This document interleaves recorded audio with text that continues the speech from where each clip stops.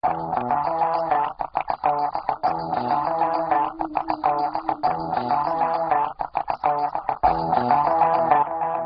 bien, c'est avec plaisir que je vous retrouve donc dans Terre à Terre 2010. On est donc dans l'exploitation de Monsieur Carlo. On est avec Jean-Paul Carlo, donc le père de Jérémy qu'on avait pu découvrir dans Terre à Terre 2010 pour la présentation de leur exploitation.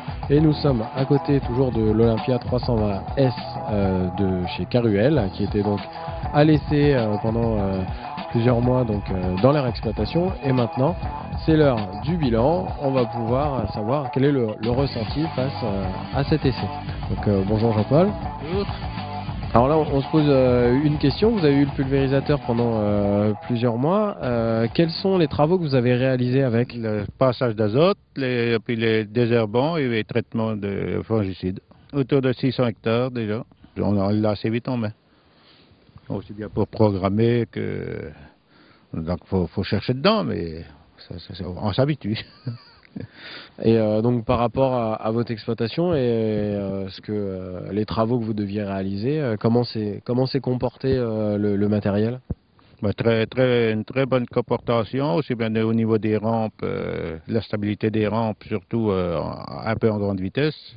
Et ils tiennent bien, ils bougent pas de trop. Donc par rapport à l'ancien qu'on avait, c'est pas du tout pareil. Et donc au niveau conception générale, quel est votre avis par rapport à votre essai et à votre ancien matériel? Bah là, on a déjà une meilleure prise en main, surtout avec au niveau des vannes, tout ça avec le Selector Plus. Donc, on n'a pas besoin de chercher pour fermer, on a juste à suivre les instructions et de valider, donc c'est bon. Autrement, puis la stabilité des rampes, surtout en vitesse, ils se comportent bien. Donc, on n'a quasiment pas de... Les rampes ne bougent pas beaucoup. Là, le joystick, là, ça va... On peine moins que quand on l'enmet que prendre les boutons directement sur le boîtier. Alors au niveau du bac incorporateur, est-ce que vous avez des remarques par exemple? Oui, ben, c'est que tout ce qui est liquide, ça va très bien, mais tout ce qui est en poudre, c'est le plus dur parce que ça colle, quoi. Est-ce que le pulvérisateur a répondu à vos besoins que vous aviez au début de l'essai? Bien dans les attentes, c'est bon, quoi.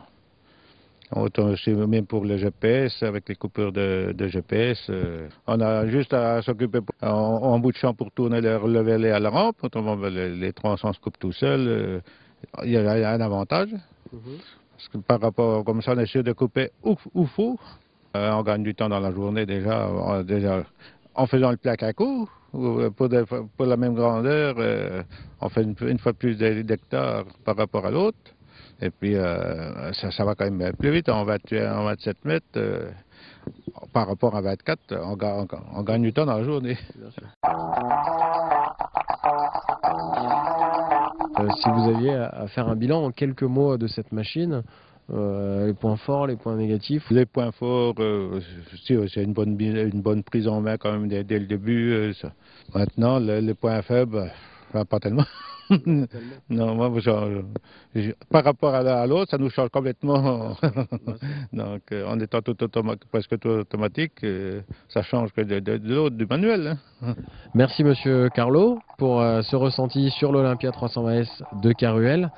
Si je résume un petit peu ce que vous nous avez dit, eh bien, vous aurez donc noté que effectivement l'augmentation de la capacité et de la largeur vous permettait d'augmenter les débits de chantier, mais aussi que cette nouvelle génération de pulvérisateurs par rapport à l'ancienne que représente votre matériel actuel qui a déjà 20 ans, si je me rappelle bien, eh bien, pouvait vous apporter beaucoup tant en confort que en sécurité.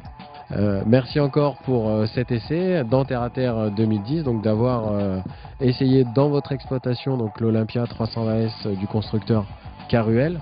Si vous aussi vous avez envie d'essayer ce matériel, je vous donne bien sûr rendez-vous le 17 juin à Terre. Et en attendant, rendez-vous sur ternet.fr dans la rubrique Terre à Terre.